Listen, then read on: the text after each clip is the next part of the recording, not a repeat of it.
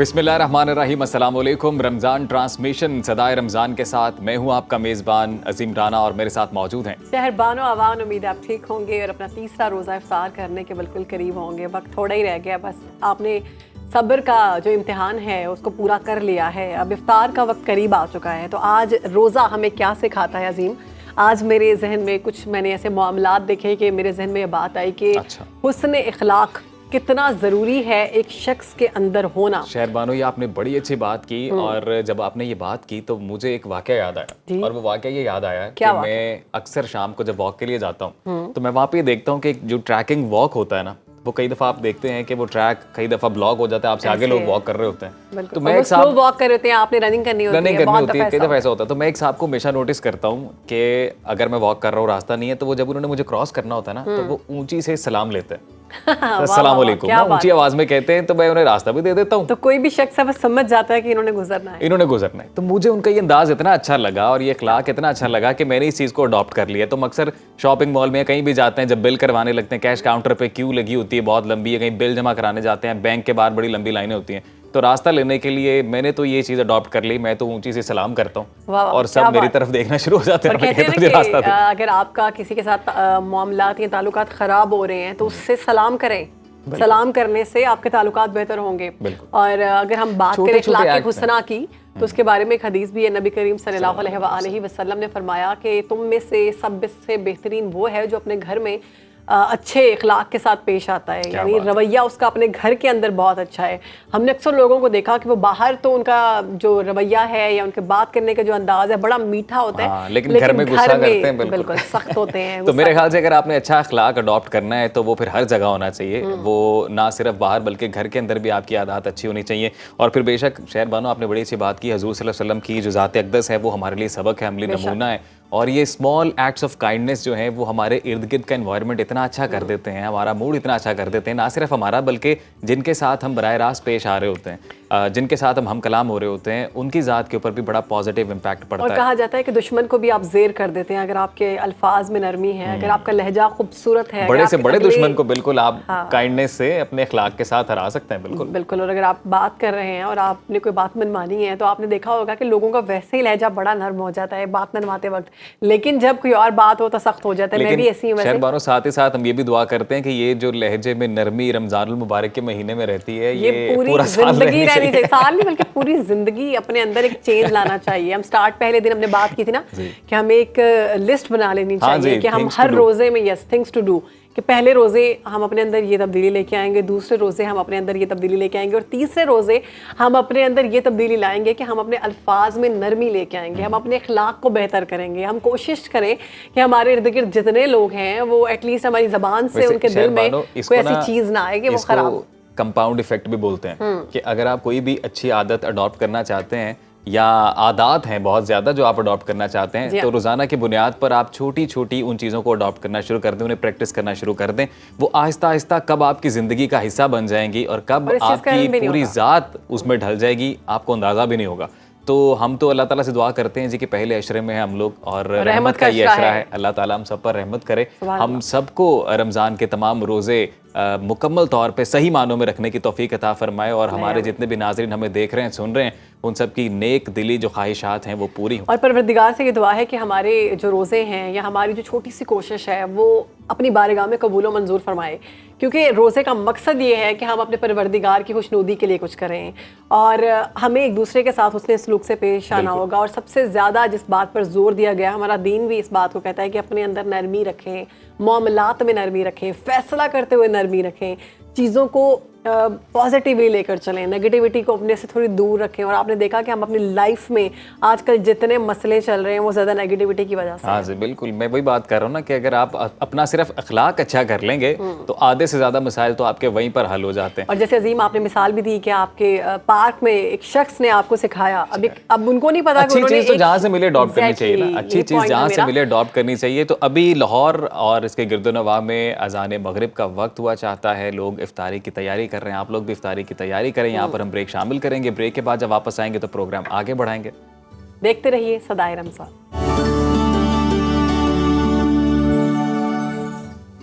ناظرین، رمضان المبارک رحمتوں اور برکتوں کا وہ مہینہ ہے کہ اس میں آپ اپنی ذات کے ساتھ ساتھ دوسروں کو بھی نفع یا فائدہ پہنچا کر اپنے رب کو راضی کرنے کی بھرپور کوشش کرتے ہیں۔ اس ماہ مبارک کا مقصد ہی یہ ہے کہ انسان میں موجود منفی اعمال کو ختم کر کے اسے دوسروں کے لیے سراپا محبت اور آسانی کا باعث بنایا جائے۔ اسی لیے دنیا بھر کے بہت سے ممالک میں اس ماہ مقدس کے احترام میں کھانے پینے کی اشیاء کی قیمتیں کم کی جاتی ہیں، مگر افسوس یہ کہنا پڑتا ہے کہ پاکستان میں صورتحال اس کے بالکل الٹ ہے۔ ماہ مقدس بطور معاشرہ ہم پر کیا ذمہ داریاں عائد کرتا ہے، اسی پر بات کریں گے۔ بالکل جی، اسی پر بات کرنے کے لیے ہمارے ساتھ موجود ہیں معروف اسکالر ہیں اور ڈاکٹر عمر ریاض عباسی صاحب۔ بہت شکریہ سر آپ کے وقت کا۔ سر، رمضان میں بطور مسلمان ہم پر کون کون سی ایسی ذمہ داریاں عائد ہوتی ہیں جو ہمیں اپنے اندر اپنانی ہوں گی؟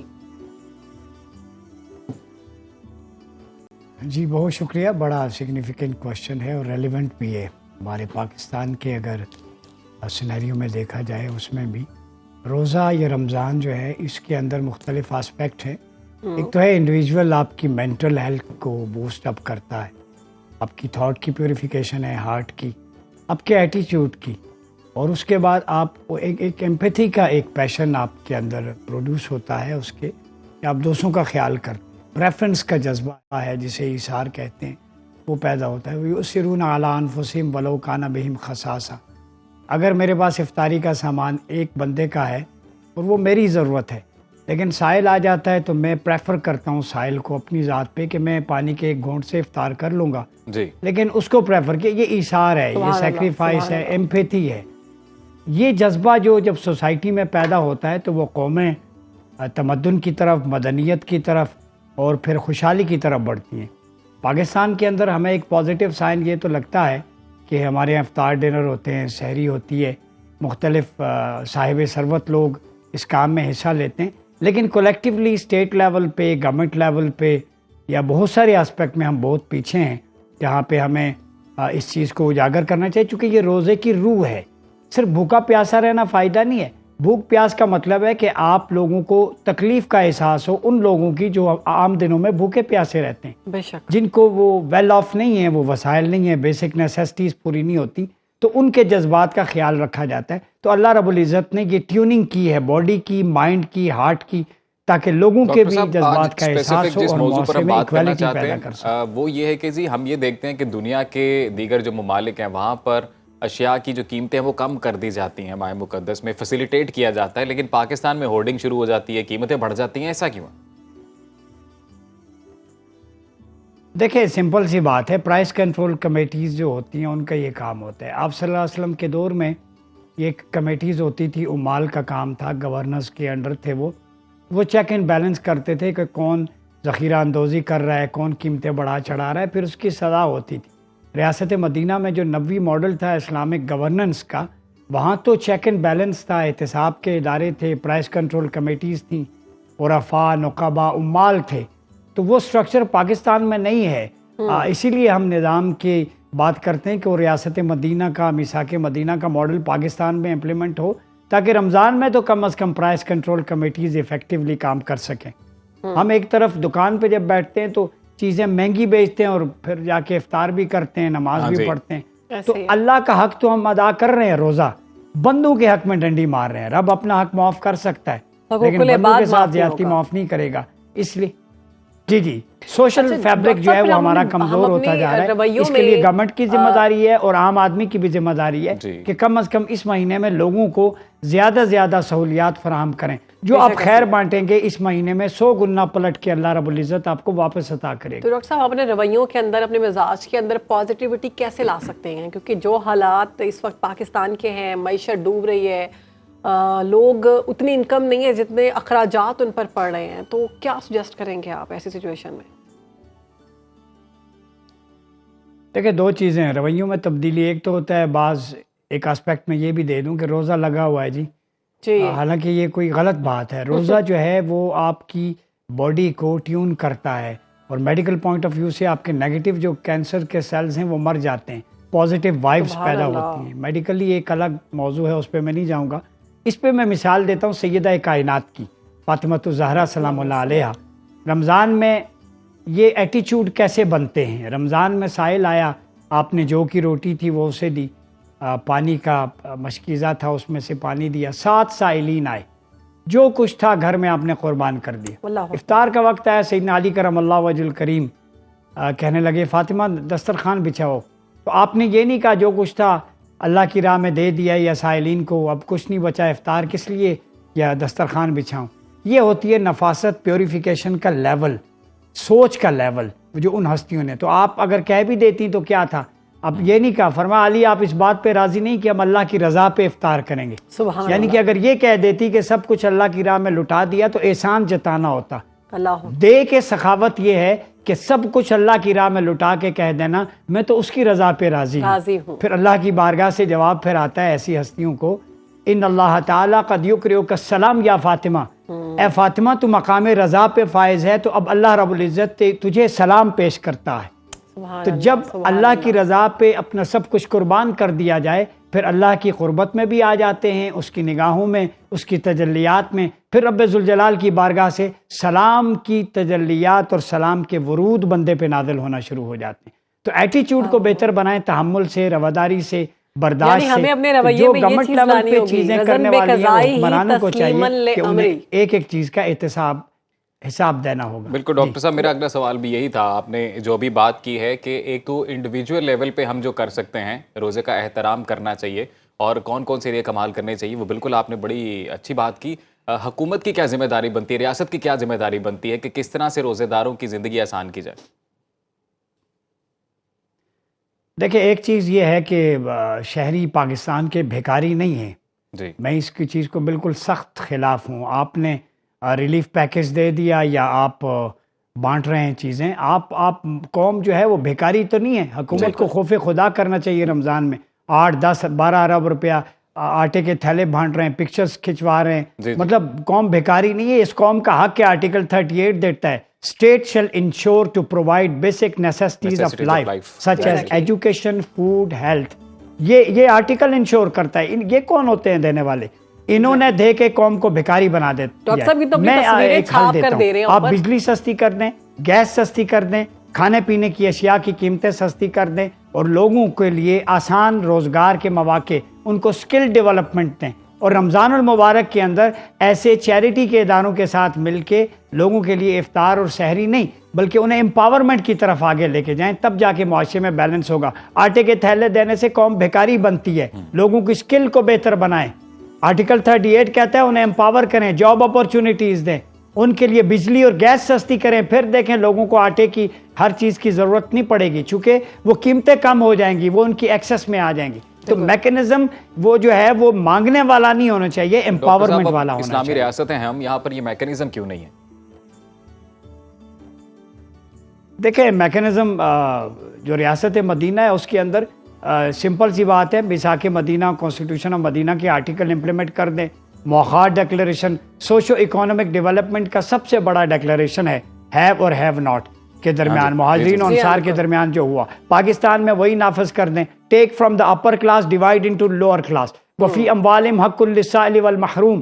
وہ جو فارمولا ہے نا کہ بڑوں سے لے کے چھوٹوں میں تقسیم کرو، آپ زکوٰۃ کے نظام کو بہتر بنا سکتے ہیں. کیا وجہ ہے رمضان آتے ہی لوگ بینکوں سے پیسہ نکال دیتے ہیں؟ اس لیے انہیں پتہ ہے کہ ڈاکہ ڈل جائے گا یا ہمارا پیسہ زکوٰۃ کا کسی اچھے ویلفیئر پروجیکٹ میں نہیں. زکوٰۃ کو ویلفیئر کے ایک پہلے سے تنخواہ دار ہے جو آلریڈی پسا ہوا ہے اس پر ہی مزید ٹیکس لگایا جا رہا ہے. بہت شکریہ ڈاکٹر عمر ریاض عباسی صاحب، آپ نے وقت دیا اور صدائے رمضان کی خصوصی ٹرانسمیشن میں بڑی خوبصورت بات کی کہ ہمارے پاس ایسی ہستیاں موجود ہیں کہ ہم ان کو فالو کر سکتے ہیں اگر ہمیں ان حالات میں مشکل لگ رہا ہے تو. ایک چھوٹی سی بریک لے رہے ہیں، ہم بریک کے بعد حاضر ہوتے ہیں. آپ نے کہیں جانا نہیں، دیکھتے رہیے صدائے رمضان.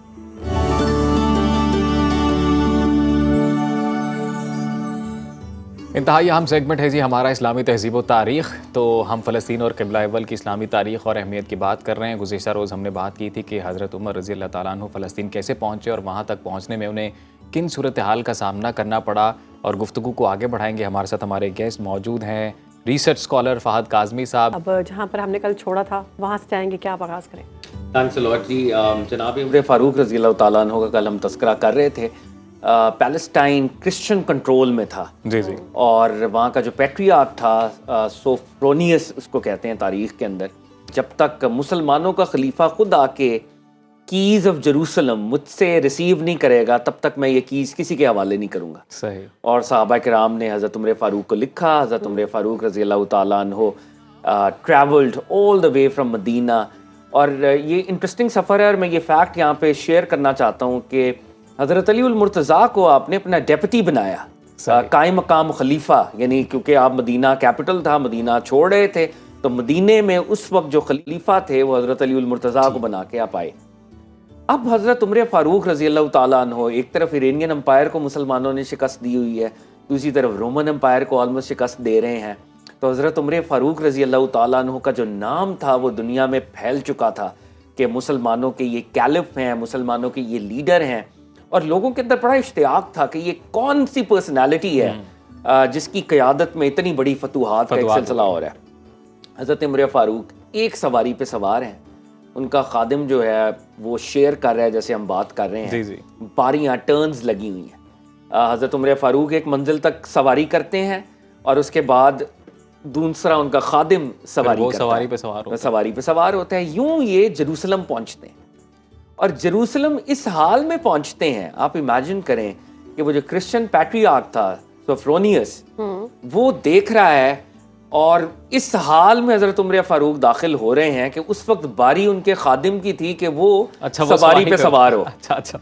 और जेरूसलम के करीब आ गए तो खादिम ने कहा कि सर अब तो आ गया जेरूसलम, अब आप बैठ जाए, तो आप तशरीफ रखें। आपने कहा नहीं, जो अदल और इंसाफ का तकाजा है, तुम्हारी बारी है, तुम सवार होगे और मैं नकेल को थाम के आगे बढ़ूंगा। सुभान अल्लाह जी, क्या बात। यानी गुलाम नाका पर है, इमाम चल रहा है। हज़रत उमर फ़ारूक यूं दाखिल हुए और उनके जो लिबास था वो बहुत सिंपल था, सिंपल लिबास।